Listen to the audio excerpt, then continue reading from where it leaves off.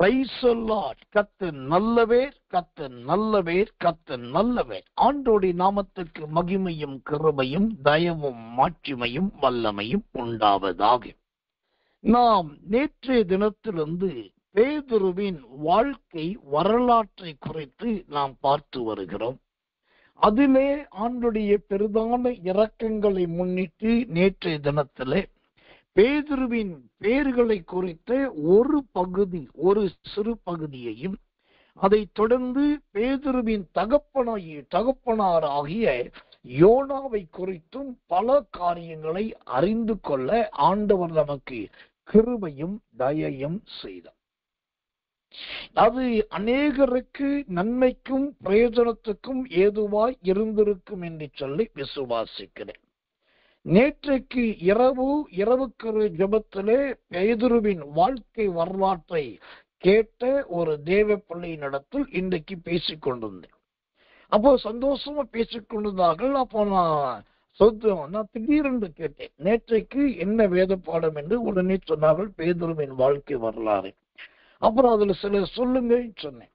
அவர்கள் உடனே யோசிக்க ஆரம்பித்தார்கள். அப்புறம் கொஞ்சம் தடுமாற ஆரம்பித்தார்கள். அப்புறம் கொஞ்சம் தயங்க ஆரம்பித்தார்கள். அதன் பின்பு சில 1-2 காரியத்தை தவறுதலாகவும் சிலது சரியாகவும் சொல்ல ஆரம்பித்தார்கள். நான் சிரித்தேன். அப்போ சோதரர் அவர்கள் கேட்டார்கள், என்ன பாஸ்டர் சிரிக்கிறீங்க, இவ்வளவு தெளிவா ஞாபகம் வச்சிருக்கீங்களே என்று சொல்லி அவர்களை சோதரோ நீதிமான் கொட்டுவது தலைக்கு எண்ணெயை போல இருக்கும் என்ற வசனத்தின்படி ஒரு நீதிமான் கொட்டுவதை போல அவர்களை வார்த்தையினால் கொட்டினேன். அதன் பின்பு அவர்கள் இனி நான் தேவனுடைய வேத பாடத்தை கவனமாய் கவனிக்கிறேன், எழுதுகிறேன் என்று சொல்லி அவர்கள் ஒப்பு கொடுத்தார்கள். இப்படி வேத பாடத்தை கவனிக்கிற எல்லா தேவ பிள்ளைகளுக்காக தேவனை துதிக்கிறேன். அதே சமயத்தில் இது காதால கேட்டுவிட்டு நன்றாயிருக்கிறது நன்றாய் இல்லை என்று சொல்லி பிளஸ் அண்ட் மைனஸ் மார்க் போட்டு போவது நம்முடைய வேலை அல்ல. நீங்க தேவனுடைய வேத பாடத்தை கேட்கிறவர்கள் ஏற்கனவே நான் சொல்லி கொடுத்தபடி நல்ல லாங் சைஸ் நோட் ஒன்றை, இதற்காகவே ஒரு கோடு போடாத ஒரு நோட்டை, ஒரு 100 நோட் ஒன்று வாங்கி கொள்ளுங்கள். அதன் பின்பு அதுக்கு 2 நிறமுள்ள ஊதா அல்லது சிவப்பு அல்லது கருப்பு சிவப்பு என்ற ஏதோ 2 நிறமுள்ள 2 பேனாக்களை வாங்கி கொள்ளுங்கள். ஓ கர்த்தர் நல்லவர். இதற்கென்று ஒரு வேதாகமத்தையும் எப்போதும் வேத பாடத்தை கேட்க பக்கத்திலே வைத்திருங்க. இதெல்லாம் ரொம்ப அவசியம், ரொம்ப முக்கியம். தேவனுக்கு மகிமையும் கிருபையும் தயவும் உண்டாவதாக. நேற்றைய தினத்திலே அப்போஸ்தலனாகிய பேதுருவுடைய வாழ்க்கை வரலாற்றிலே அவனுடைய பெயரை குறித்த தலையங்கத்தையும் அவனுடைய தகப்பனாகிய யோனாவை குறித்தும் ஆழமாய் அந்த சுத்திரம் விளக்கமாய் விபரமாய் பார்க்க ஆண்டவர் உதவி செய்தார். அந்த வரிசையில இன்றைக்கு அப்போஸ்தலனாகிய பேதுருவின் சொந்த ஊரை குறித்து தான் நாம் பார்க்க போகிறோம். இந்த பேதுருவின் ஊர் எது, அந்த ஊருடைய பேர் என்ன, அந்த ஊர் எங்கே இருந்தது, பேதுருவின் ஊரை சார்ந்த மற்றவர்கள் யார் யார், இந்த பேதுருவின் ஊருக்கும் இயேசுவுக்கும் சம்பந்தம் இருந்ததா இல்லையா, இந்த பேதுருவின் ஊர் வேதாகமத்தில் எப்படி இடம்பெற்றது, அந்த பேதுருவின் ஊரிலே நடந்த சம்பவங்கள் என்ன என்கிற எல்லாவற்றை குறித்தும் இன்றைக்கு முடிந்த வரைக்கும் சீக்கிரமாகவும் துரிதமாகவும் நாம் தியானிக்க போகிறோம். கொஞ்சம் நீங்க வேலைகளை ஒதுக்கி ஜெபத்தோடு கர்த்தருடைய சத்தியத்தை கேட்கும்படி அன்பாய் கேட்டுக்கொள்கிறேன். இந்த பேதுருவின் ஊரை குறித்த வேத பாடத்தை அறிந்து கொள்வதற்காக வேதாகமத்திலிருந்து ஒரு வசனத்தை வாசிக்கிறேன். யோவான் சுவிசேஷத்தின் புஸ்தகம் 1ஆம் அதிகாரம் 44வது வசனம். யோவான் 1:44. பிலிப் என்பவன் அந்திரேயா பேதுரு என்பவர்களுடைய ஊராகிய பெத்சாயிதா பட்டணத்தான். இங்கு அப்போஸ்தலனாகிய பேதுருவை குறித்து சொல்லும் போது இந்த அப்போஸ்தலனாகிய பேதுருவின் ஊர் எது என்று கேட்டால் பெத்சாயிதா என்று சொல்லப்படுகிறது. சரி, அப்போஸ்தலனாகிய பேதுருடைய ஊருக்கு பெயர் பெத்சாயிதா. இந்த சூத்திரம் பெத்சாயிதா என்றால் என்ன அர்த்தம்? இந்த பெத்சாயிதா என்பதற்கான விளக்கம் என்ன? பெத்சாயிதா என்று சொன்னால் அதற்கு 2 விதமான அர்த்தங்கள் அல்லது விளக்கங்கள் தேவ பரிசுத்தவான்களால் கொடுக்கப்பட்டிருக்கிறது. அந்த 2 அர்த்தங்கள் என்னவென்று சொன்னால், ஒன்று, பெத்சாயிதா என்று சொன்னால் நம்பர் 1 மீன் வீடு என்று அர்த்தம். மீன் சொல்றோம், மீன் வீடு என்று அர்த்தம். அல்லது வலை வீடு என்று அர்த்தம். ஒன்று மீன் வீடு அல்லது வலை வீடு. ஏனென்று சொன்னால் இந்த பெத்சாயிதா மற்றும் பெத்சாயிதாவை சுற்றி இருக்கிற பல பகுதிகள் இந்த 2 நிறைந்திருக்கும். ஒன்று மீன்களால் நிறைந்திருக்கும் அல்லது வலைகளால் நிறைந்திருக்கும். அப்படி வலைகளும் மீன்களும் கர்த்தர் நல்லவே நிறைந்த ஒரு ஸ்தலம் தான், ஒரு பட்டணம் தான். கர்த்தர் நல்லவே, கர்த்தர் நல்லவே இந்த பெத்சாயிதா. எனக்கன்பான தேவ பிள்ளைகளே, இந்த வலைகளை சோத்திரம், இந்த வலைகளை குறித்து எசேக்கியேல் புஸ்தகம் 26ஆம் அதிகாரம் 5ஆம் வசனம் சொல்லு. எசேக்கியேல் 26:5, அது வலைகளை விரிக்கிற இடமாக சமுத்திரத்தின் நடுவிலே இருக்கும்.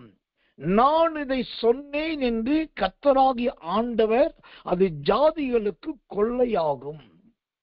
இப்போ இந்த பெத்சாயிதா என்று சொன்னால் ஒன்று மீன் வீடு அல்லது வலை வீடு என்றார்.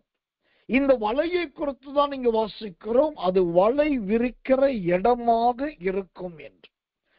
கர்த்தர் நல்லவே, கர்த்தர் நல்லவே, கர்த்தர் நல்லவே.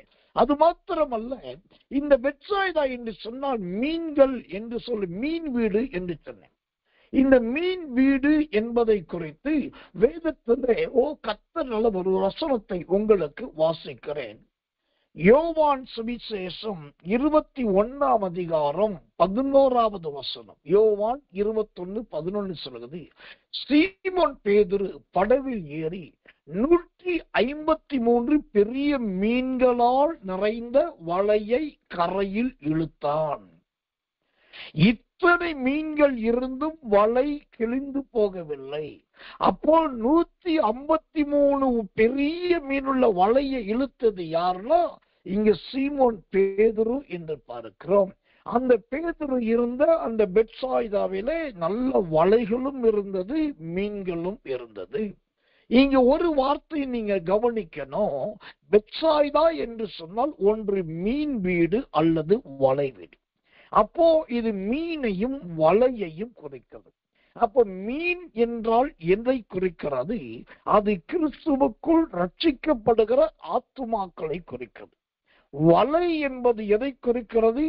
ஆண்டவரால் அனுப்பப்படுகிறதும் தேவனால் தேவனுடைய ஊழியர்களால் விதைக்கப்படுகிறதுமான சத்தியத்தை குறிக்கிறது. எங்கு சத்தியம் என்னும் வலைகள், வசனம் என்னும் வலைகள் விரிக்கப்படுகிறதோ அங்கு ஆத்துமாக்கள் என்னும் மீன்கள் ஏராளமாய் கிடைக்கும். அதன்படி பார்த்தால் இந்த அருமையான பேதுருவின் வாழ்க்கை வரலாறு வேத பாடத்தை கேட்கிற உங்க ஊர் ஒரு பெத்சாயிதாவாக மாற வேண்டும் என்று ஜெபித்துக் கொள்ளுங்கள். உங்க ஊரிலே இந்த சத்தியம் என்னும் வலை வீசப்பட வேண்டும் என்று ஜெபித்துக் கொள்ளுங்கள். உங்க ஊரிலே மீன்கள் என்கிற ஆத்துமாக்கள் நிறைய ரட்சிக்கப்பட வேண்டும் என்று ஜெபித்துக் கொள்ளுங்கள். ஆண்டவரே, பேதுருவின் ஊராகிய பெத்சாயிதாவை இப்படியாய் ஆசீர்வதித்திரே, எங்க ஊரையும் ஆசீர்வதியும் என்று சொல்லி ஆண்டவரிடத்தில் கேளுங்கள். கர்த்தர் நல்லவே, கர்த்தர் நல்லவே, கர்த்தர் நல்லவே. மூன்றாவதாக இந்த பெத்சாயிதாவை குறித்து அருமையான ஒரு வார்த்தையை இந்த யோவான் சுவிசேஷம் 1ஆம் அதிகாரம் 44வது வசனத்துல வாசிக்கிறோம். அந்த பெத்சாயிதாவை குறித்து அந்த வசனத்துல இன்னொரு சத்தியம் என்ன தெரியுமா? பிலிப் என்பவன் அந்திரையா பேதுரு என்பவருடைய ஊராகிய பெத்சாய்தா பட்டணத்தான். அப்படின்னா இந்த பெத்சாய்தா என்பது ஒரு மலை பிரதேசம் அல்ல, அல்லது இது ஒரு பாலடைந்த கிராமம் சுத்திரம் வனாந்தர பகுதி அல்ல. அதே சமயத்துல இது ஒரு சின்ன கிராமமும் கிடையாது. இந்த பெத்சாய்தா என்பதை குறித்து அது பட்டணம் என்று சொல்லப்படுகிறது. பட்டணம் என்றால் என்ன அர்த்தம்? அங்கு பெரிய கட்டடங்கள் இருக்கும், நல்ல சாலை வசதிகள் இருக்கும், நிறைய வாகன போக்குவரத்து இருக்கும், நல்ல அதிகாரிகள் இருப்பார்கள், ஆளுகிறவர்கள் இருப்பார்கள். அந்த பட்டணம் என்றால் அங்கு படித்த மக்கள் இருப்பார்கள், செல்வாக்குள்ள மக்கள் இருப்பார்கள். அப்படி பார்த்தா பெத்சாய்தா என்று அது ஒரு பட்டணம் என்றால், இந்த பேதுருவுடைய ஊர் ஒரு சாதாரண கிராமப்புறத்து ஊரு கிடையாது. அது நல்ல செல்வாக்கும் பட்டணங்களும் வீதிகளும் சாலைகளும் வாகனங்களும் அதிகாரங்களும் நிறைந்த ஒரு நல்ல பெரிய நகரம். அந்த ஒரு நகரத்தை சார்ந்த அந்த பட்டணத்தை சார்ந்தவன் தான் இந்த அப்போஸ்தலனாகிய பேதுரு. கர்த்தருடைய நாமத்துக்கு மகிமையும் கிருபையும் தயவும் உண்டாவதாக. எனக்கன்பான தேவ பிள்ளைகளே, இந்த பெத்சாய்தாவை குறித்து அந்த யோவான் 1:44 சொல்லும் போது, ஓ பட்டணத்தான் என்று கர்த்தர் நல்லவர் அந்த வார்த்தை அடித்து சொல்லுகிறது. பட்டணத்தான் என்று சொல்லு. இந்த பட்டணத்தான் என்றால் என்ன அர்த்தம்? இந்த பட்டணத்தான் என்பது எதை குறிக்கிறதா இருக்கிறது? ஓ கர்த்தர் நல்லவே, கர்த்தர் நல்லவே, கர்த்தர் நல்லவே. எசேக்கியேல் புஸ்தகம் 27 அதிகாரம் 23வது வசனம். எசேக்கியேல் 27:23. ஆரான், கன்னே, ஏதேன் என்னும் பட்டணத்தாரும் சேபாவின் வியாபாரிகளும் அசீரியரும் கில்மாத் பட்டணத்தாரும் உன்னோடு வியாபாரம் பண்ணினார்கள். அப்போ பெத்சாய்தா என்று சொன்னால் அது ஒரு நல்ல பட்டணம். அந்த பட்டணம் என்றால் என்ன அர்த்தம்? அங்க நல்ல வியாபார ஸ்தலங்கள் இருந்திருக்கிறது. அப்படின்னா அந்த பெத்சாய்தாவுக்கு நல்ல வியாபாரிகள் வந்திருக்கிறார்கள். ஓ சொத்திரம் பண்டமாற்றுகிறவர்கள் வந்திருக்கிறார்கள், அடிமைகளை விற்கிறவர்கள் வந்திருக்கிறார்கள், அடிமைகளை வாங்குகிறவர்கள் வந்திருக்கிறார்கள், நல்ல தொழிலதிபர்கள் அங்கு இருக்கிறார்கள். இப்போ பேதுருவுடைய ஊரு எவ்வளவு பெரிய ஊரு என்பதை நீங்களே கற்பனை செய்து கொள்ளுங்கள். பெத்சாய்தா பட்டணம். பட்டணம் என்றால் அது வியாபாரம் நிறைந்த இடத்துக்கு பேர் தான் பட்டணம். எனக்கன்பான தேவச்சனமே, அப்போ இந்த சோத்திர பிரபல்யமான ஊரை சார்ந்தவர் தான் இந்த அன்பின் அப்போஸ்தலனாகிய, அதாவது அப்போஸ்தலனாகிய யோவானுடைய, மன்னிக்கணும், அப்போஸ்தலனாகிய பேதுருடைய சொந்த ஊராகும். கர்த்தர் நல்லவே, கர்த்தர் நல்லவே, கர்த்தர் நல்லவே. இந்த பெத்சாய்தாவை குறித்த வேதத்திலே வெளிப்படையாய் இல்லாத சில காரியத்தை உங்களுக்கு சொல்லிவிடுகிறேன். முதலாவது இதை குறித்த ஒரு சுருக்க விளக்கங்களை சொல்லுகிறேன். அதாவது இந்த பெத்சாய்தா என்கிற பெயர் முழு வேதாகமத்திலே பழைய ஏற்பாட்டில் வராமல் புதிய ஏற்பாட்டில் மட்டும்தான் இந்த பெத்சாய்தாவை குறித்து நாம் பார்க்கிறோம். புதிய ஏற்பாட்டில் மட்டும்தான் பெத்சாய்தா பட்டணத்தை குறித்து சொல்லப்பட்டிருக்கிறது. இரண்டாவதாக இந்த பெத்சாய்தா பட்டணத்தை குறித்து வேதாகமத்திலே 7 முறை பெத்சாய்தா என்ற பெயர் வருகிறது. பெத்சாய்தா என்ற பெயர் மொத்தம் 7 முறை வேதாகமத்திலே எழுதப்பட்டிருக்கிறது.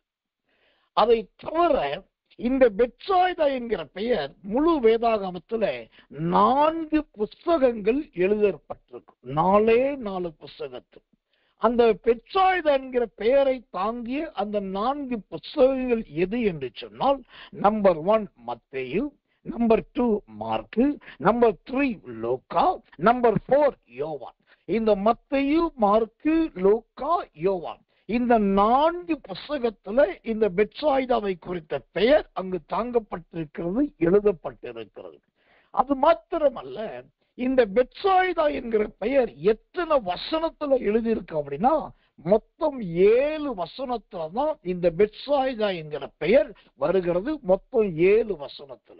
அப்போ 7 அதிகாரத்துல 7 வசனத்துல கர்த்தர் நல்லவை 7 முறை இந்த பெத்சாய்தா என்கிற பெயர் வருகிறது என்று சொன்னா இந்த 3 7ஐயும் கூட்டி பாருங்க. 7 + 7 + 7 மூவேலு 21. இந்த 21 எதை குறிக்கிறது என்று சொன்னா சூத்திரம் அப்போஸ்தலனாகிய பேதுருவை ஆண்டவர் சந்தித்த அனுபவத்தை குறிக்கிறது. யோவான் சுவிசேஷம் 21ஆம் அதிகாரம். அப்போ 3:7 என்பது 21 குறிக்கிறது. 21 என்பது யோவான் 21 குறிக்கிறது. இந்த யோவான் 21 தான் ஆண்டவர் பேதுருவை தன்னுடைய சபைக்கு தலைமை போதகனாக, மெய்ப்பனாக, ஆடுகளை மேய்க்கிறவனாய், ஆண்டவரை அன்பு கூறுகிறவனாய், ஆண்டவரை நேசிக்கிறவனாய் ஆண்டவர் சந்தித்தது, அவனை மாற்றினதெல்லாம் இந்த யோவான் 21ஆம் அதிகாரத்துல. இப்படி இந்த பெத்சாய்தாவை குறித்த பேரிலே அந்த எண்கள் கூட நல்ல அர்த்தம் பொருத்தம் நிறைந்ததும் நல்ல விளக்கங்கள் உள்ளதுமா இருக்கிறது. நான் சொன்னேன், இந்த பெத்சாய்தாவை குறித்து வேதத்தில் வெளிப்படையாய் இல்லாத பல ஆதார சோத்திரம் வரலாற்று ஆதாரங்களை உங்களுக்கு காண்பிக்கிறேன் என்று சொன்னேன். இந்த பெத்சாய்தா என்பது யோர்தான் நதிக்கரையின் இக்கரையிலும் அக்கரையிலுமாக இருந்தது. நடுவிலே யோர்தான் போனது. அப்புறம் அதனால இந்த பெத்சாய்தா பட்டணத்தின் ஒரு பகுதி அந்த பக்கத்தில் இருந்தது. இந்த பெத்சாய்தா பட்டணத்தின் ஒரு பகுதி இந்த பக்கத்தில் இருந்தது. கர்த்தருடைய நாமத்துக்கு மகிமையும் கிருபையும் தயவும் உண்டாவதாக.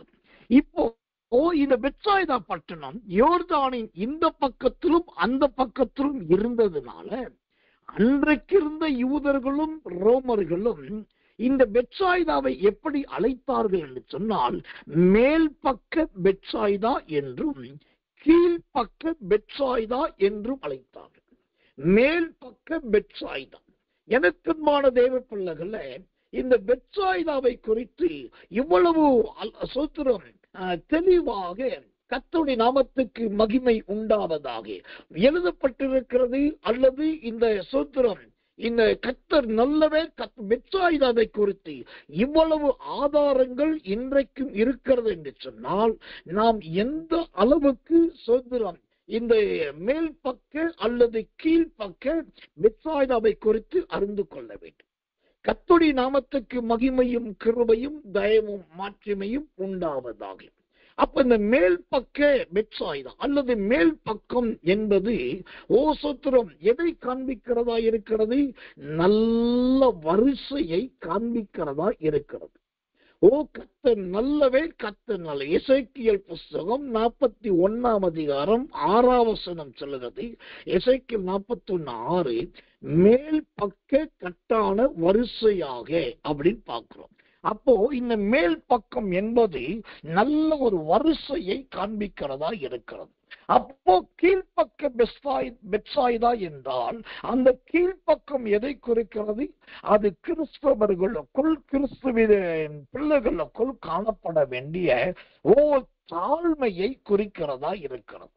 நாம் எவ்வளவு உயரத்தில் இருந்தாலும் சரி அல்லது கீழ்பக்கத்தில் இருந்தாலும் சரி, ஆக மொத்தம் கிறிஸ்துவுக்கு சாட்சியாய் இருக்க வேண்டும். இந்த பெத்சாய்தா என்பது யோர்தானுக்கு அந்த பக்கத்திலும் யோர்தானின் இந்த பக்கத்திலும் இருந்ததினால் இது மேல் பக்க பெத்சாய்தா என்றும் கீழ்பக்க பெத்சாய்தா என்றும் ஜனங்களால் இது அழகாய் அழைக்கப்பட்டது. கர்த்தருடைய நாமத்துக்கு மகிமையும் தயவும் உண்டாவதாகும்.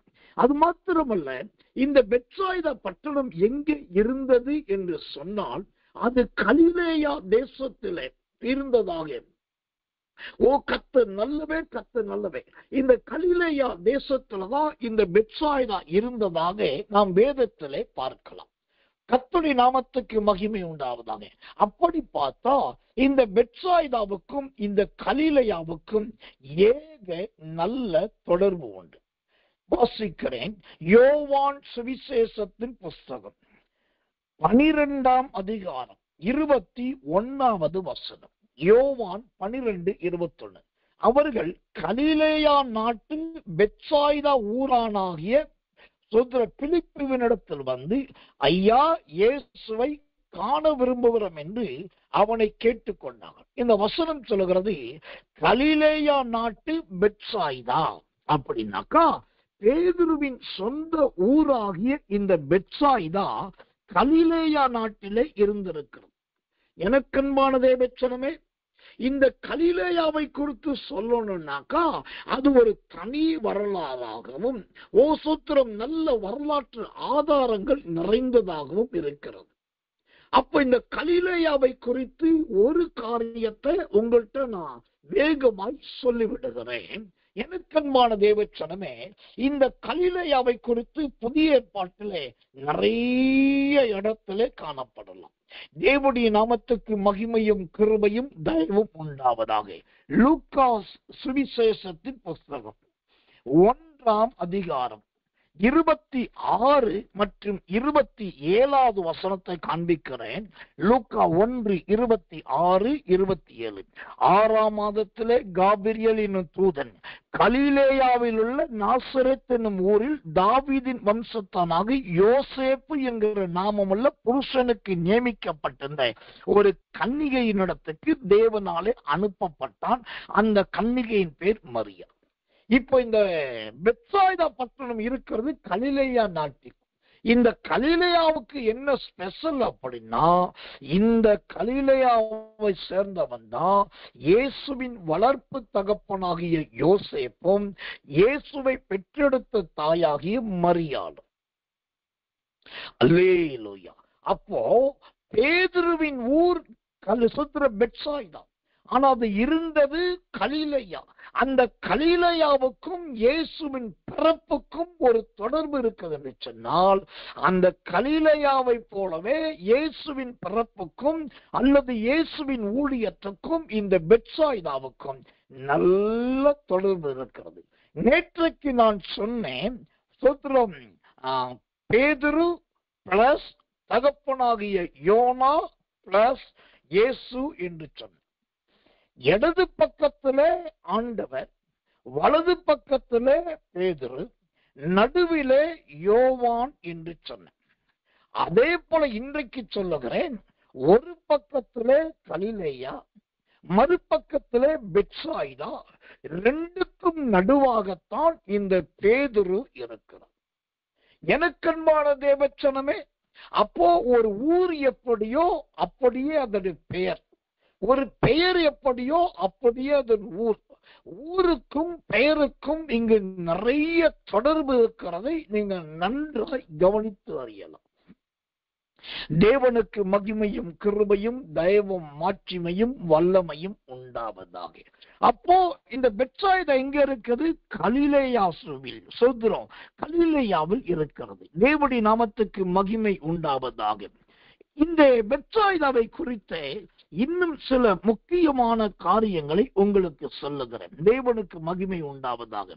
இந்த கலிலேயாவை சேர்ந்தவர்கள் தான் சொல்கிறோம், ஆசேர், நப்தலி, செபுலோன் கோத்திரத்தார் அங்கு இருந்திருக்கிறார்கள். கர்த்தருடைய நாமத்துக்கு மகிமை உண்டாவதாக. இந்த கலிலேயா முன்பு ஒரு காலத்துல இத்தாலி நாட்டுக்கு ஆதாரமாய் இருந்தது.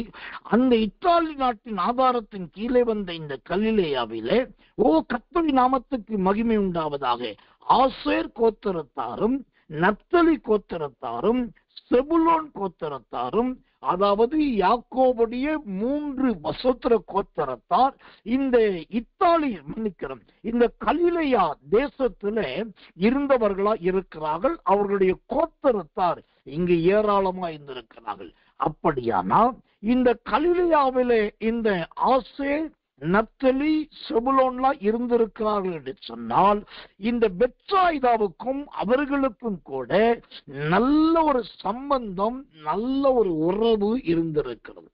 யாக்கோபுடைய சந்ததியாருக்கும் இந்த பெத்சாய்தாவுக்கும் ஒரு உறவு. இதை பார்த்தால் பேதுருவின் ஊர் ஒரு அறியப்படாத ஊர் கிடையாது. பேதுருவின் ஊர் ஒரு தெரியப்படாத ஊர் கிடையாது. பேதுருவின் ஊர் ஒரு வரலாறு இல்லாத ஊர் கிடையாது. அது அறியப்பட்டது, அது தெரியப்பட்டது, அது நல்ல வரலாறு நிறைந்தது. தேவனுக்கு மகிமையும் கிருபையும் தயவும் உண்டாவதாக. இந்த சூத்திரம் கலிலேயா, அதுல இருக்கிற பெத்சாய்தா, இதெல்லாம் முன்பு எங்க இருந்தது? யாருக்கு கீழே இருந்ததுன்னா பாலஸ்தீனா நாட்டிலே இருந்தது. பாலஸ்தீனா நாட்டில் இருக்கும் போதுதான் இந்த பாலஸ்தீனா ஆண்டவருடைய கிருபையினாலே பிற்காலத்துல 3 பகுதிகளாக பிரிக்கப்பட்டது. பாலஸ்தீனா 3ஆய் பிரிக்கப்படும் போது அதுலதான் நம்பர் 1 யூதயா, நம்பர் 2 சமாரியா, நம்பர் 3 கலிலேயா என்கிற 3ம் அங்கு பிரிக்கப்பட்டது. 3 பேர்கள் வைக்கப்பட்டது: யூதயா, சமாரியா, கலிலேயா. இப்போ இதை குறித்துதான் நாம் சோத்திரம் அப்போஸ்தலர் நடபடிகள் புத்தகத்துல வாசிக்கிறோம். யூதயா, சமாரியா, கலிலேயாவில் எங்கும் சபைகள் சமாதானம் பெற்று நடந்து பெருகின. ஏனென்று சொன்னா இந்த பேதுரு சபைகளுக்கு ஒரு அஸ்திவார கல்லா இருந்தான். இந்த கல்லின் மேல் என் சபையை கட்டுவேன் என்று ஆண்டவர் சொன்னார் பேதுருவை பார்த்து. அந்த கல் என்கிற பேதுரு இருந்தது பெத்சாய்தா, அந்த பெத்சாய்தா இருந்தது கலிலேயா, அந்த கலிலேயாவின் பூர்வீகம் இருந்தது பாலஸ்தீனா, அந்த பாலஸ்தீனாவிலிருந்து பிரிந்ததுதான் சோத்திரம் இந்த யூதயா, சமாரியா, கலிலேயா. அப்படி வந்ததுனால தான் இந்த பேதுருவின் அஸ்திவார கல் அங்கு இருந்ததுனால தான் அப்போஸ்தலர் நடபடிகள் 9ஆம் அதிகாரம் 31ஆம் வசனம் சொல்லுகிறது, இந்த சமாரியா, யூதயா, கலிலேயாவிலே சபைகள் நடந்து பெருகின. இந்த வார்த்தை நான் அடிக்கடி சொல்லுவது உண்டு. அதுல இந்த நாட்களுக்கு சபை, இன்றைக்கு இருக்கிற ஊழியங்களை பார்த்து நான் ரொம்ப யோசிக்கிறது உண்டு. ஏன்னா அன்றைக்கு இருந்த காலத்துல இன்றைக்கு இருக்கிற வாட்ஸ்அப் கிடையாது, பேஸ்புக் கிடையாது, ட்விட்டர் கிடையாது, அல்லது மின் சாதனங்கள் கிடையாது, அவசர தகவல் ஒளிபரப்புகள் அதிகம் கிடையாது, ரொம்ப வேகமாய் பரவக்கூடிய அசுத்திரம் வழி வாய்ப்புகள் கிடையாது. ஆனா இது எதுவுமே இல்லாவிட்டாலும் அன்றைக்கு இருந்த சபைகள் நடந்து பெருகின என்று அப்போஸ்தலர் 9:31 சொல்லுது. நடந்து பெருகின. ஆனா இன்னைக்கு இருக்கிற சபைன்னு சொன்னா சபையாவே இருக்குது. அது பெருகினதா என்று கேட்டா இல்லை. ஆனா என்ன சொல்றாங்க? புது ஆத்துமாக்கள் வந்தாங்க, புது விசுவாசிகள் வந்தாங்க, புதியவர்களை கத்தர் கொண்டு வருகிறார், நல்லது. ஆனால் அடைக்காத்த கோழியாய் போல, அந்த கோழியானது முட்டையை அடைக்காப்பதை போல அந்த புதிதாய் வந்தவர்கள் காக்கப்படுகிறார்களா என்று கேட்டால் அதுவும் கிடையாது. ஆக மொத்தம் சபை சபையாக இருக்கிறது. ஆனால் அந்த வளர்ச்சி என்பது இன்றைக்கு பெரும்பாலும் இல்லை. ஆனா நம்முடைய ஊழியமோ, நம்முடைய சபையோ, நம்முடைய ஜீவியமோ இந்த பேதுருவின் ஊராகிய பெத்சாய்தாவாக மாறினால் அப்போஸ்தலர் 9ஆம் அதிகாரம் 31ஆம் வசனத்தின்படி சபைகள் சமாதானம் பெற்று நடந்து பெருகும். அந்த ஒரு பெருக்கம் நமக்கு வர வேண்டும். 20 பேர் வருகிற இடம் 200 பேர் வருகிறதா மாறணும். 200 பேர் வருகிற இடம் 500 பேர் வருகிறதா மாறணும். 500 பேர் வருகிற இடம் 900 பேர் வருகிற சபையா மாறணும். 900 பேர் வருகிற இடம் 1300 பேர் 1400 பேர் வருகிறதா மாறணும். இப்படி ஒரு வளர்ச்சி இந்த கடைசி காலத்துல நான் ரொம்ப பார்த்து துக்கப்பட்ட ஒரு சம்பவம். நான் மனம் திறந்து பேசுறேன், சத்தியத்தை வெளிப்படையா பேசுறேன். இந்த கடைசி காலத்துல இப்ப இருக்கிற ஊழியங்கள், ஊழியக்காரர்களை சார்ந்து நெருங்கி இருக்கிற சில விசுவாசங்களை குறித்து நான் ரொம்ப துக்கப்படுவது. என்னன்னாக்கா, யாரோ ஒரு போதகன், ஒரு மெய்ப்பன், ஒரு ஆசாரியன் சிரமப்பட்டு, பாடுபட்டு, உபவாசப்பட்டு, தரித்திரியப்பட்டு, கஷ்டப்பட்டு ஒரு சபையை வளர்க்கிறான். அந்த சபை எப்படியோ கொஞ்சம் பிரபல்யமாகிறது, கொஞ்சம் வெளியே தெரிகிறது, யூடியூப்ல வருது, பேஸ்புக்ல வருது, அல்லது செய்தியில வருது, டிவில வருதுன்னாக்கா அதுக்கு எதிராய் குரல் கொடுக்கிற ஒரு கூட்டம் RSSல இருந்து, பிஜேபியில இருந்து, பஜ்ரங்ல இருந்து, இந்த முன்னணியிலிருந்து, மற்ற எதிர் சக்தியிலிருந்து எந்த எதிரான கோஷங்கள் வருவதே கிடையாது. ஆனா இந்த வளருகிற சபைக்கும் வளருகிற ஊழியங்களுக்கும் கஷ்டப்பட்டு செய்யப்படுகிற ஊழியங்களுக்கு எதிராய் கிறிஸ்தவத்தில் இருக்கிற கிறிஸ்தவர்களும் ஊழியர்களுமே கண்டனங்களை தெரிவிக்கிறார்கள், கோஷங்களை எழுப்புகிறார்கள், பயங்கரமான தகவல்களை சொல்லுகிறார்கள். அவர்கள் செய்வது சரியே கிடையாது என்கிறார்கள். இன்றைக்கு நீங்க நல்ல பேஸ்புக்கையும் யூடியூபையும் பொதுவான குரூப் உள்ள வாட்ஸ்அப் எல்லாம் பாத்தீங்கன்னாக்கா ஒரு ஊழியங்களை குறித்து மற்ற ஊழியக்காரர்களை குறித்தும் எழுதப்படுவதுதான் நிறைய இருக்கிறது. ஆனால் ஊழியக்காரனாய் நான் சொல்லிக் கொடுக்கிறேன், தயவு செய்து இப்படிப்பட்ட பொது கோஷங்களுக்கு இடம் கொடுக்காதீங்க. எந்த ஊழியக்காரரோ எந்த சபையோ அது எவ்வளவு பெரிய சாக்கடையில எவ்வளவு பெரிய அசுத்தத்துல இருந்தாலும் சரி, முடிஞ்சா நாம் தண்ணி ஊத்தணும், முடிஞ்சா கையை தூக்கி விடணும், முடிஞ்சா அவங்களை குறித்து பாராட்டணும். இல்லையா அமைதியா இருந்து விட வேண்டியதான் நம்முடைய வேலை. அதை விட்டுட்டு நாம் முன்னோர் போலவும் நாம் ரொம்ப முதிர்ந்தவர்களை போலவும் நம்மை குறித்து சொல்லும் போது நாம் நீதிபதிகளாய் மாறிவிடுகிறோம், மற்றவர்களை குறித்து சொல்லும் போது நாம் வக்கீலாய் மாறிவிடுகிறோம். இது வேதத்தின்படி என்ன நியாயம்? தேவனுக்கு முன்பாக எப்படி சரியாயிருக்கும்? நம்மை குறித்து பேசும்போது நமக்கு நாமே நீதிபதி, நம்ம தான் தீர்ப்பை எழுதுறோம். ஆனா யாரையாவது குறித்து பேசும்போது வக்கீலா மாறிடும், பயங்கரமா ஆர்குமெண்ட் பண்றோம். இது தேவனுக்கு முன்பாக அடாத காரியம். இந்த சோத்திரம், இந்த பெத்சாயிதாவின் வரலாற்றை பாருங்க. அது எவ்வளவு அழகான பூர்வீக நிறைஞ்ச ஒரு பட்டணமா இருக்குது. அது எவ்வளவு பெரிய பட்டணமா இருக்குது. இது கலிலேயா, பாலஸ்தீனா, யூதேயா, சமாரியா எல்லாத்தையும் கவர்ந்து இழுக்கக்கூடிய ஒரு பட்டணமாய் இந்த பெத்சாயிதா இருந்திருக்கிறது. அப்போ தேவனுடைய பிள்ளைகளாகிய நாம் பிரபல்யமான, விசேஷமான, உயர்ந்த அல்லது குறிப்பிட்ட அளவுக்கு மேலே இருக்கிறவர்கள் எந்த காரியத்தை பண்ணாலும் அவர்களுக்காக ஜெபிங்க. இல்ல உங்களுக்கு திராணியும் தைரியமும் இருந்தால் நேரடியா அவருக்கு மெயில் அனுப்புங்க, லெட்டர் போடுங்க, நேரா போய் பார்த்து அவங்க குறைகளை சுட்டி காட்டுங்க. அதை விட்டுட்டு நாம் எந்த காரணத்தை கொண்டும் அவர்களை மட்டும் தட்டக்கூடாது. இப்படிப்பட்ட வளர்ச்சியை பார்த்து நாம் தேவனை துதிக்க வேண்டும். ஓ கர்த்தர் நல்லவே, கர்த்தர் நல்லவே. இந்த வளர்ச்சியை குறித்து ஆண்டவருக்கு நன்றி சொல்ல வேண்டும். ஆண்டவருடைய நாமத்துக்கு மகிமையும் கிருபையும் தயவும் உண்டாவதாக. இந்த அப்போஸ்தலனாகிய பேதுருவின் ஊராகிய கலிலேயாவை குறித்து இன்னொரு வசனத்தை உங்களுக்காக வாசிக்கிறேன். லூக்கா சுவிசேஷத்தின் புஸ்தகம் 9ஆம் அதிகாரம் 10வது வசனம். லூக்கா 9:10. அப்போஸ்தலர் திரும்பி வந்து தாங்கள் செய்த யாவையும் அவருக்கு விவரித்து சொன்னார்கள். அப்பொழுது அவர் அவர்களை கூட்டிக் கொண்டு தனித்திருக்கும்படி பெத்சாயிதா என்னும் பட்டணத்தை சார்ந்த வனாந்தரமான ஒரு இடத்துக்கு போனார். இப்போ இந்த பெத்சாயிதாவை குறித்த அழகான இன்னொரு புள்ளி விவரத்தை பாருங்க. என்ன புள்ளி விவரம்? இந்த பெத்சாயிதா பக்கத்துல நல்ல ஒரு வனாந்தரம் இருந்தது. வனாந்தரம். இப்போதான் இங்க பிரச்சனைய ஆரம்பிக்கும். என்ன பிரச்சனை தெரியுமா? நம்ம மக்களுக்கு, நம்முடைய தேவ ஜனங்களுக்கு வனாந்தரம் என்று சொன்னாலே ஆட்டோமேட்டிக்கா அலர்ஜி வந்துருது, இல்லாட்டி ஜுரமே வந்துருது. ஏன்னா வனாந்தரம்னா என்ன நினைக்கிறாங்க தெரியுமா? அது பெரிய சாபம், அது ஒரு தனிமை, அது ஒரு வறட்சி நிறைஞ்ச பகுதி, அங்கு செழுமை இருக்காது. ஆனா உண்மை என்னன்னா, பட்டணத்தை விட வனாந்தரத்துலதான் தேவன் நல்ல ஆசீர்வாதங்களை வைத்திருக்கிறார். அதற்கு ஒரு உதாரணம் தான் இந்த அப்போஸ்தலர் 9:10.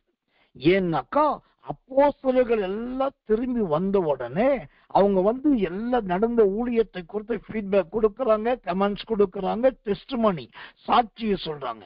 உடனே அவங்க என்ன பண்ண தெரியுமா? அவர்களை கூட்டிக்கிட்டு தனியா இருக்கிறதுக்காக வனாந்தரத்துக்கு போகிறார். அப்போ வனாந்தரம் என்பது முதலாவது எதை குறிக்கிறது? தனித்திருந்து ஜெபிக்கிற அனுபவத்தை கொடுக்கிறது, தனி ஜெப ஜீவியத்தை கொடுக்கிறது, தனித்திருந்து பிதாவை நோக்கி கூப்பிடுவதை காண்பிக்கும். அதுதான் இந்த வனாந்தரம். இதை விட்டுட்டு வனாந்தரம் என்றா சாபோ, வனாந்தரம் என்றா பஞ்சோ, வனாந்தரம் என்றா தரித்திரியோ, வனாந்தரம் என்றா கண்ணீர் என்று சொல்லி நாமாக கற்பனை கட்டக்கூடாது. ஒவ்வொரு வனாந்தரத்துக்கும் ஒவ்வொரு வேதத்தின் ஆதார வசனங்கள் உண்டு. அப்போ பெத்சாயிதா பக்கத்திலே ஒரு வனாந்தரம் இருந்துச்சு. அந்த வனாந்தரம் இயேசுவானவர் ஜெபிப்பதற்கு ஏற்ற வனாந்தரமா இருந்தது. அந்த வனாந்தரம் இயேசுவானவர் தம்முடைய அப்போஸ்தலர்களுக்கு பாடங்களை சொல்லிக் கொடுக்கிற உபதேசிக்கிற இடமா இருந்தது. கர்த்தருடைய நாமத்துக்கு மகிமை உண்டாவதாக. இந்த வனாந்தரம் என்றால் அதற்கு இன்னொரு வசனத்தை கூட உங்களுக்கு நான் காண்பிக்கிறேன். ஏசாயா தீர்க்கதரிசனத்தின் புஸ்தகம் 35 அதிகாரம் 1வது வசனம். ஏசாயா 35:1. வனாந்தரமும் வறண்ட நிலமும் மகிழ்ந்து கடுவெளி கழித்து புஷ்பத்தை போல செழிக்கும். இந்த பெத்சாயிதா பக்கத்தில் இருக்கிற வனாந்தரம் எதை காண்பிக்கிறது? நல்ல சுத்திரம் களிப்பை காண்பிக்கிறது, பூவை போன்ற செழிப்பை காண்பிக்கிறது. அப்ப வனாந்தரம் என்றால் ஒன்று களிப்பு, இரண்டாவது நல்ல செழிப்பு. இதுதான் வேதம், இதுதான் வசனம், இதுதான் சத்தியம். ஆனபடினால் உங்களுக்கு யாரோ தீர்க்க தரிசனம் வனாந்தரத்தை வைத்து சொன்னாலோ அல்லது வனாந்தரத்தை வச்சு யாரோ பிரசங்கம் பண்ணாலும் நீங்க பயப்பட வேண்டாம். ஆசீர்வாதம் நிறைஞ்ச பட்டணம் தான் பெத்சாயிதா. கலிலேயாவில் இருக்கிற பட்டணம் தான் பெத்சாயிதா. யூதேயா சமாரியாவுக்கு பக்கத்தில் இருக்கிறதா பெத்சாயிதா. வியாபாரிகள் இருக்கிற இடம் தான் பெத்சாயிதா. இவ்வளவு நல்ல சிறப்புகள் நிறைந்த இடத்துல அந்த பெத்சாயிதாவுல தான் இந்த ஒரு வனாந்தரமும் இருக்கிறது. இதுதான் இங்கு தேவனுடைய பிள்ளைகள் அறிய வேண்டிய ஒரு பெரிய சத்தியம். நீங்க எவ்வளவு நல்லா ஜெபிச்சு, எவ்வளவு உபவாசித்து, எவ்வளவு விசுவாச வாழ்க்கை, எவ்வளவு பக்தி, எவ்வளவு வைராக்கியத்தோட இருந்தாலும் ஆண்டவரும் நீங்களும் ஒன்றாய் நடக்கக்கூடிய பொற்காலமே வந்தாலும் அதற்கு இடையிலே ஒரு வனாந்தரம் வரும். ஆனா அந்த வனாந்தரம் உங்களை என்னவாய் மாற்ற வேண்டும்? தேவனுக்கு காத்திருக்கிற ஜெப வீரனாகவும் வீராங்கனையாகவும் அந்த வனாந்தரம் உங்களை மாற்ற வேண்டும். இல்லாவிட்டால் அந்த வனாந்தரம் உங்களுக்கு களிப்பையும் செழிப்பையும் கொடுக்க வேண்டும். அதுதான் தேவனால் கொடுக்கப்படுகிற வனாந்தரம். இப்படிப்பட்ட வனாந்தரம் தான் இந்த பெத்சாயிதாவுக்கு பக்கத்திலேயே இருந்தது. கர்த்தருடைய நாமத்துக்கு மகிமையும் தயவும் கிருபையும் உண்டாவதாக. எனக்கன்பான தேவ பிள்ளைகளே, இந்த பெத்சாயிதாவை குறித்து நான் சொல்ல வேண்டுமானால் இன்னும் நிறைய காரியங்களை சொல்லிக்கொண்டே போகலாம். இந்த பெத்சாயிதாவை குறித்த வரலாற்று குறிப்புகளை பார்க்கும்போது இந்த பெத்சாயிதாவின் கீழ் பெத்சாயிதா என்று ஏற்கனவே நான் சொன்னேன்.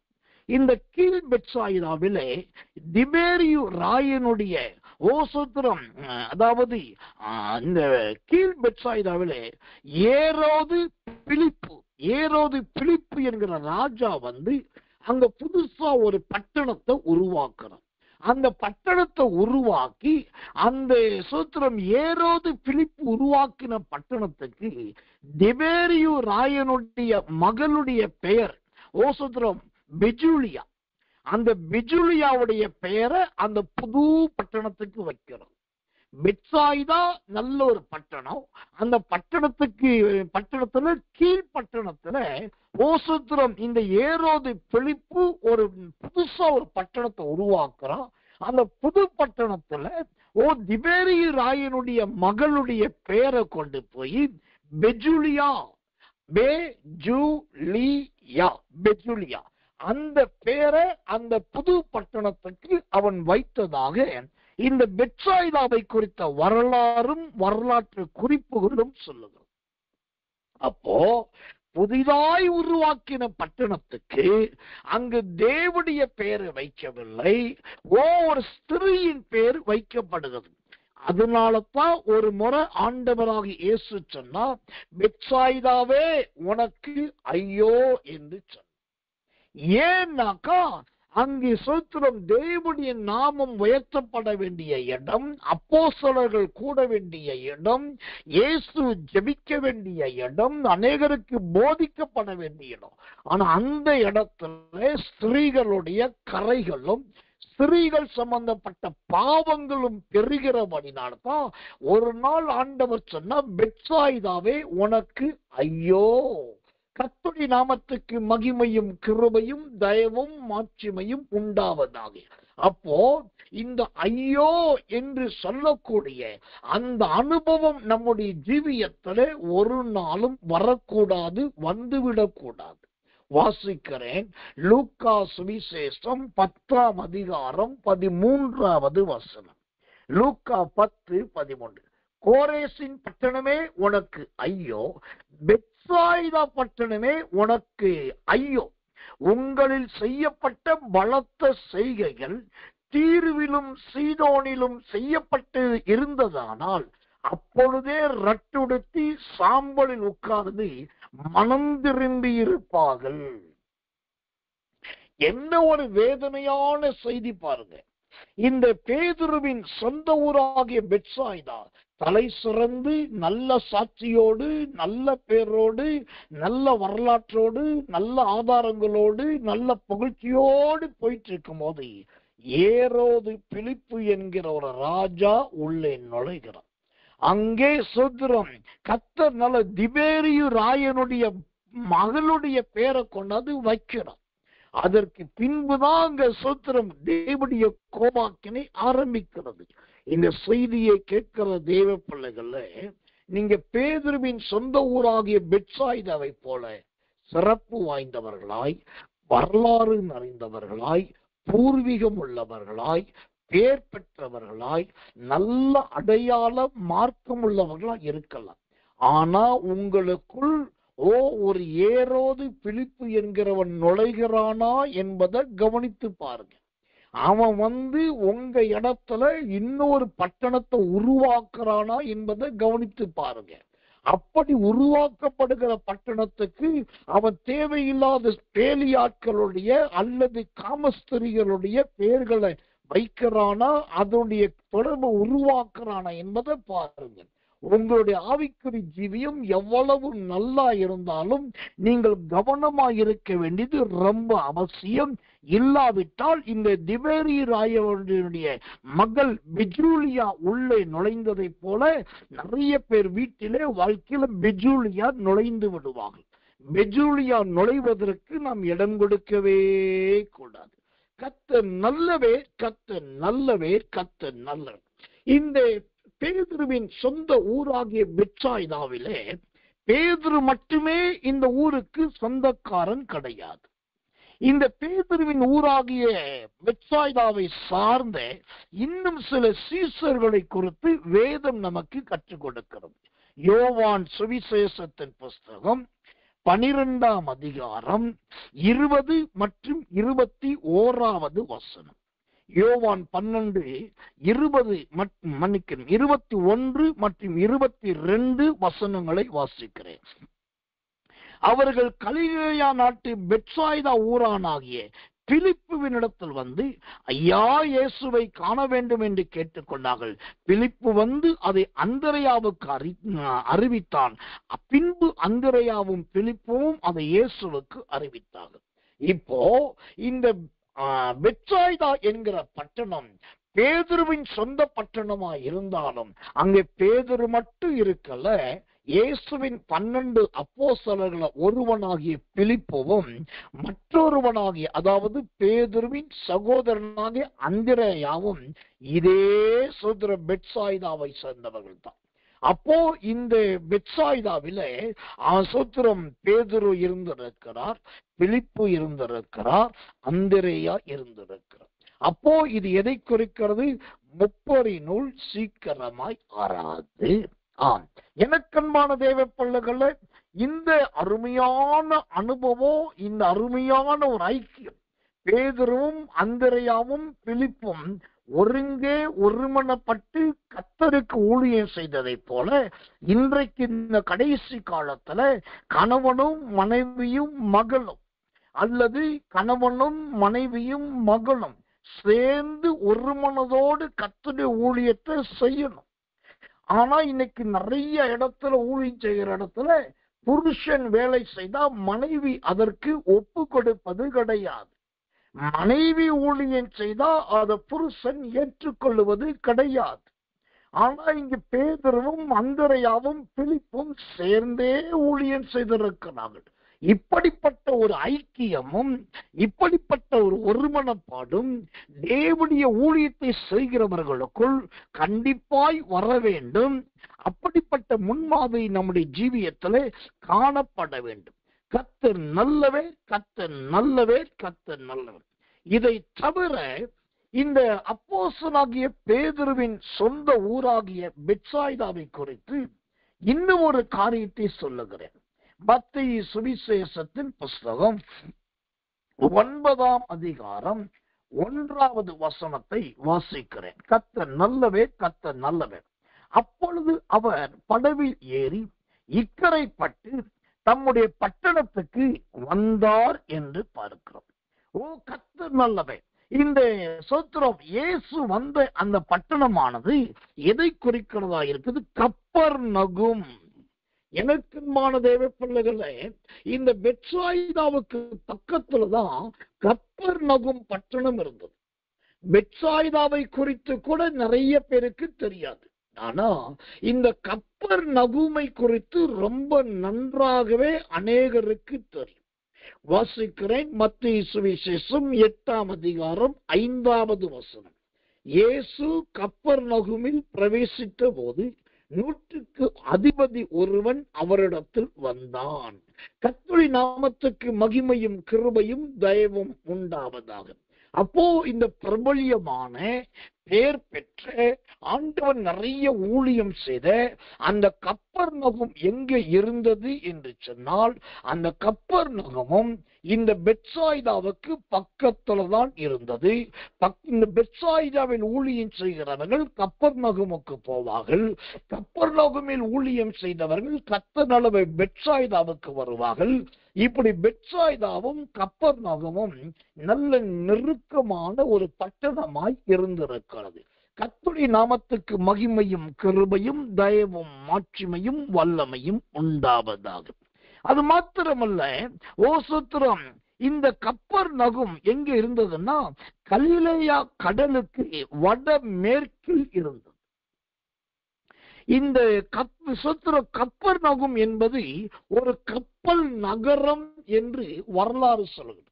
அந்த கப்பர்நகுமில் ஒரு கப்பல் துறைமுகம் இருந்திருக்குது.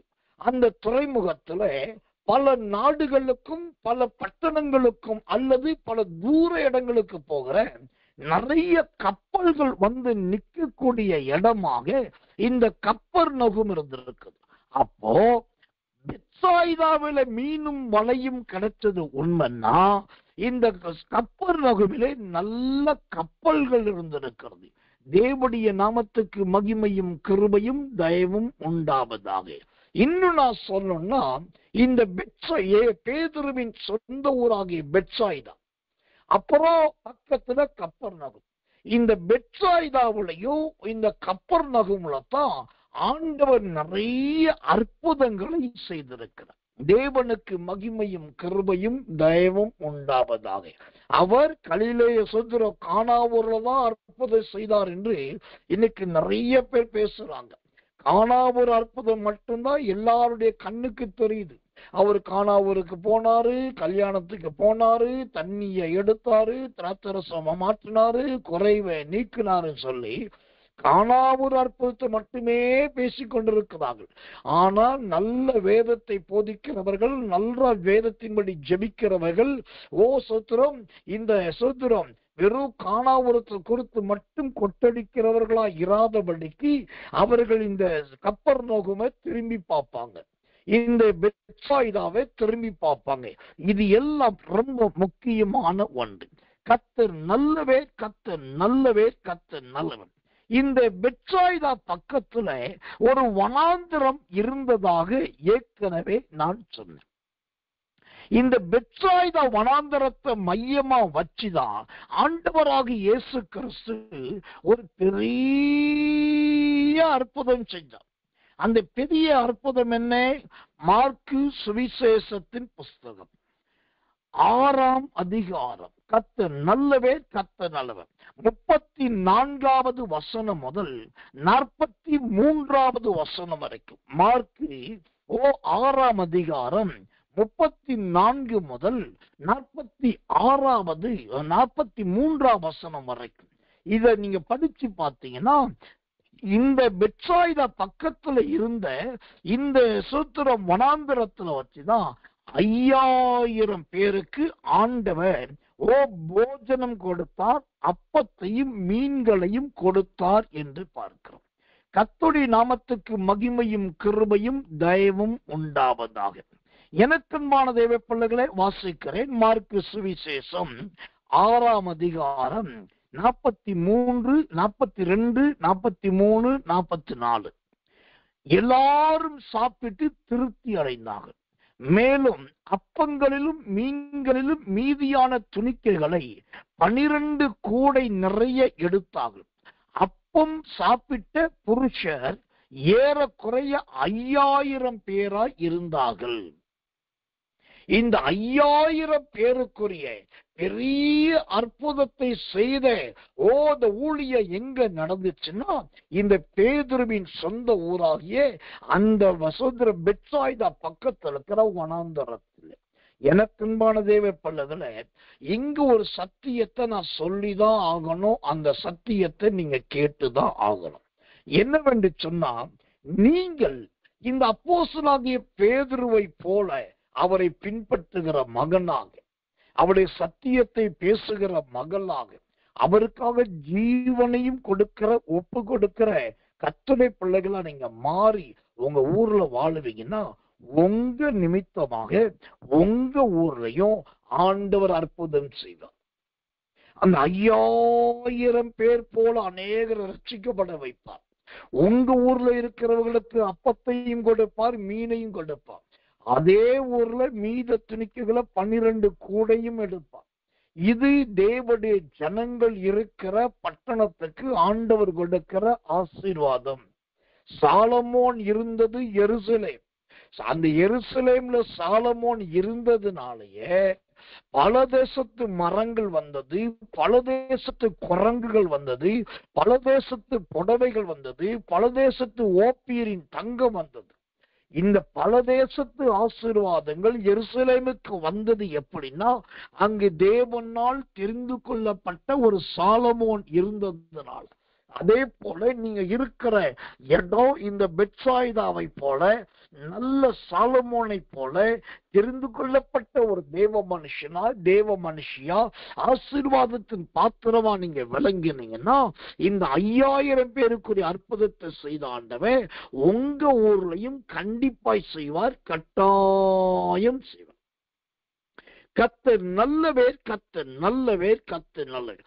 இதுவரைக்கும் இந்த பெத்சாய்தாவை குறித்து ஏறத்தாழ 20 காரியங்களை உங்களுக்கு நான் சொல்லி இருக்கிறேன். இன்னும் ஒரு 4 காரியங்களை மாத்திரம் நான் சொல்லி முடிக்கிறேன்.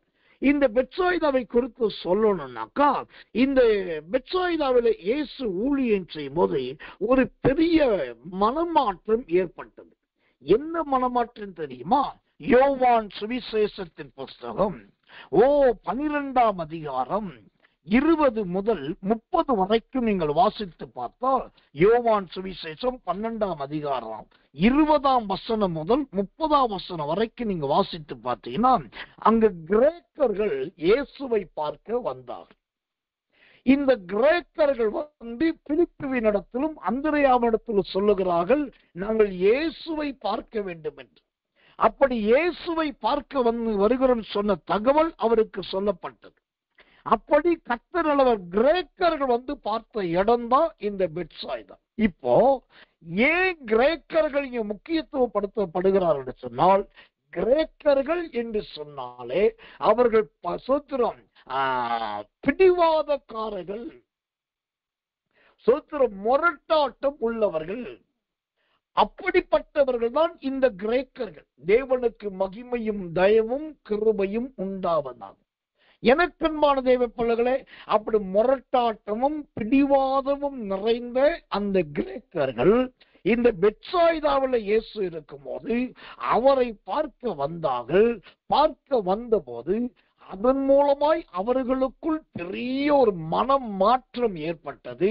அந்த மனமாற்றம் ஏற்பட்டதுனால தான் யோவான் சுவிசேஷம் 12ஆம் அதிகாரம் 20ஆம் வசனம் சொல்லுது, பண்டிகையில் ஆராதனை செய்ய வந்தவர்களில் சில கிரேக்கர்கள் இருந்தார்கள்.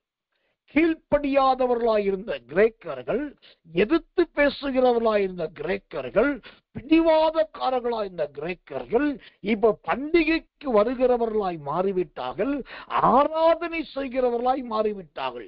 இதே நன்மையும் இதே அற்புதமும் நம்முடைய ராஜாங்க பண்டிகையிலே நடக்கணும்.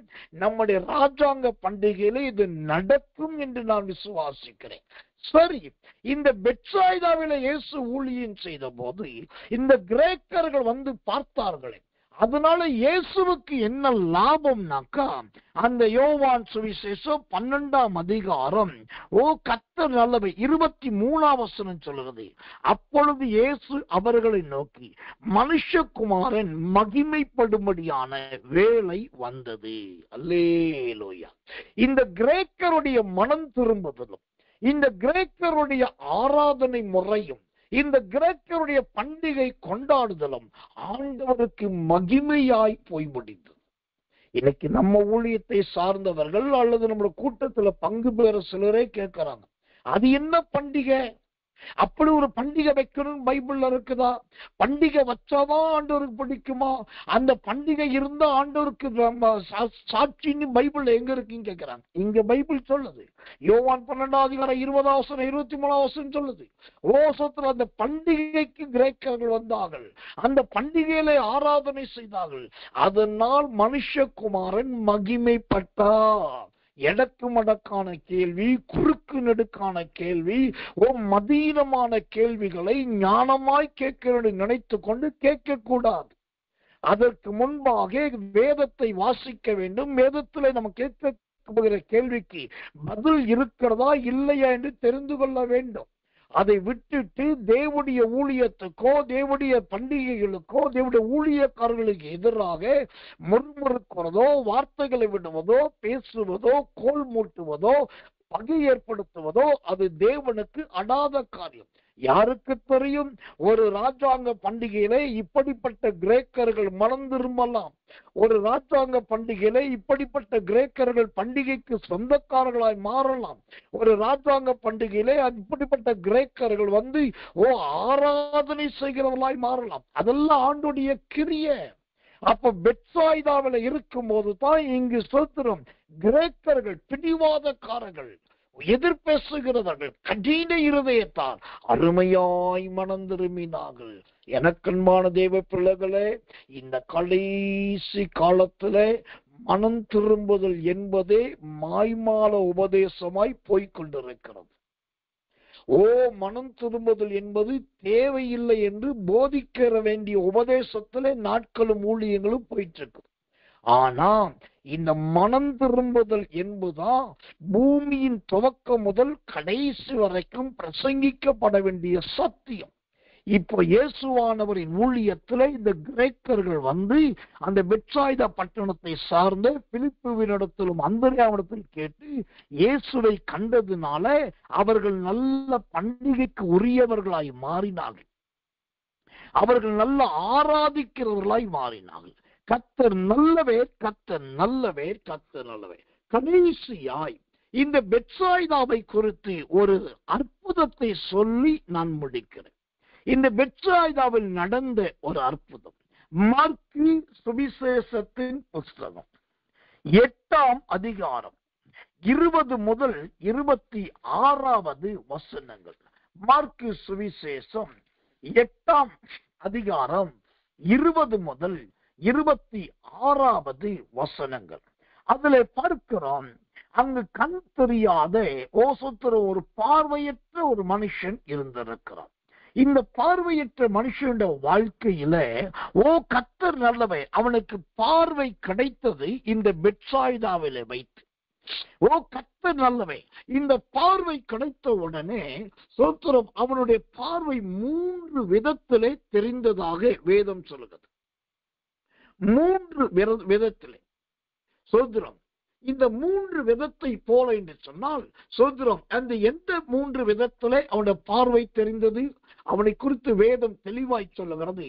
அவனுக்கு அற்புதம் தெரிஞ்ச உடனே முதலாவது சொல்றான், மனிதர்களை மரத்தை போல் பார்க்கிறேன். 2வது சொல்லுகிறான், நான் ஏறிட்டு அல்லது உற்று பார்க்கிறேன். 3வது அவனுடைய கண்கள் தெளிவாய் கண்டு. கர்த்தருடைய நாமத்துக்கு மகிமையும் கிருபையும் தயவும் உண்டாவதாக. எனக்கன்பான தேவ பிள்ளைகளே, அப்போ இந்த பெத்சாயிதாவிலே இயேசு செய்த ஊழியத்தினால ஒரு குருடைய கண்கள் திறக்கப்படுகிறது. திறக்கப்பட்ட நேரத்துல அவன் முதலாவது மனிதர்களை பார்க்கும்போது மரங்களை போல பார்க்கிறான். கர்த்தர் நல்லவன். ஆனா அதன் பின்பு சோத்திரம் அவனுடைய பார்வை நல்ல ஏறிட்டு பார்க்கிற, உற்று பார்க்கிற பார்வையாய் மாறுகிறது. 3வது அவருடைய பார்வையோ சோத்திரம் நல்ல அருமையாய் தெளிவாய் தெரிகிற பார்வையாய் மாறுகிறது. என்ன ஒரு அற்புதமான காரியம்! இப்ப வாசிக்கிற இந்த வசனத்தை மார்க்கு சுவிசேஷத்தின் புஸ்தகம் 8ஆம் அதிகாரம் 25வது வசனம். பின்பு அவர் மறுபடியும் அவன் கண்களின் மேல் கைகளை வைத்து அவனை ஏறிட்டு பார்க்கும்படி செய்தார். அப்பொழுது அவன் சுஸ்தமடைந்து யாவரையும் தெளிவாய் கண்டான்.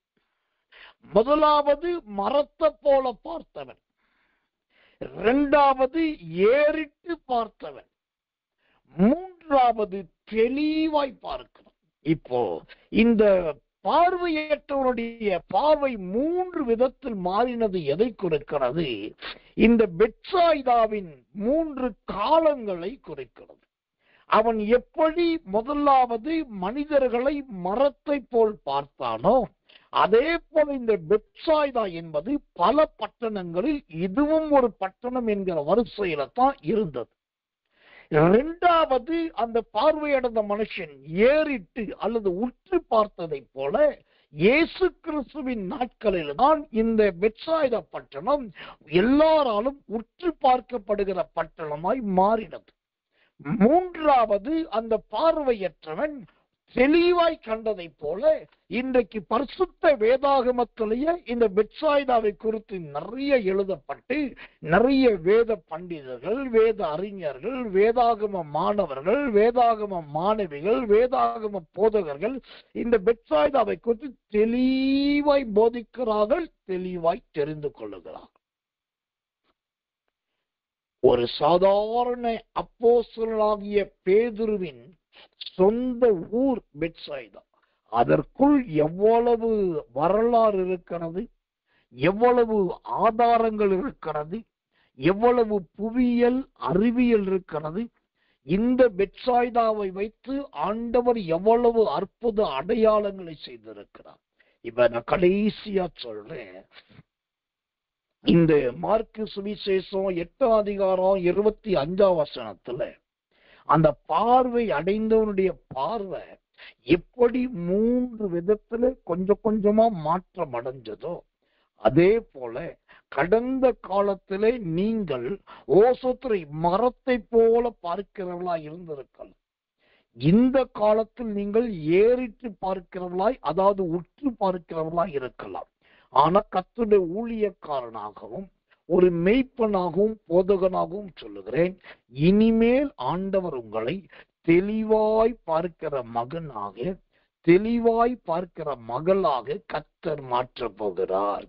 இந்த பெத்சாயிதாவை சார்ந்த பேதுருவை எடுத்து அவனை ஊழியக்காரனாய் அழைத்து அவனை நல்ல அப்போஸ்தலனாய் மாற்றி அவனை மெய்ப்பனும் தகப்பனுமாய் கர்த்தர் உருவாக்கி நல்ல 1 பேதுரு 2 பேதுருவுக்கு அருமையான ஆசிரியனாக்கி, அந்த பேதுருவின் மேல் கல்லை வைத்து அந்த கல்லின் மேல் சபையை கட்டுவேன் என்று சொல்லி அதன்படியே சபைகள் சமாதானம் பெற்று பெருகின என்று சொன்னால், இந்த செய்தியை கேட்கிற, இந்த வேத பாடத்தை கவனித்துக் கொண்டிருக்கிற எனக்கு மிகவும் பிரியமான விசுவாச தேவ பிள்ளைகளே, நல்ல சகோதர சகோதரிகளே, ஊழியக்காரர்களே, போதக பிதாக்களே, உங்களுக்கும் இந்த பெத்சாய்தாவின் எல்லா நன்மையும் எல்லா கிருபையும் ஆம் என்றும் ஆமேன் என்று நிரப்பும் என்று சொல்லி கர்த்தருடைய ஊழியக்காரனாகி நான் உங்களை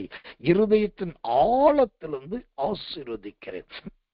ஆண்டவருடைய இந்த பெத்சாய்தாவின் ஆசீர்வாதங்கள் உங்க எல்லாருக்கும் ஆம் என்றும் ஆமேன் என்றும் உண்டாவதாக. நாம் ஜெபிப்போம். அன்புள்ள நல்ல பரம பிதாவே, நல்ல அருமையான இந்த சாயங்காலம் கடந்த ராத்திரி வேளையில் அப்போஸ்தலனாகிய பேதுருவின் வாழ்க்கை வரலாறை தொடர்ந்து படிக்க உதவி செய்து வருகிறீர்.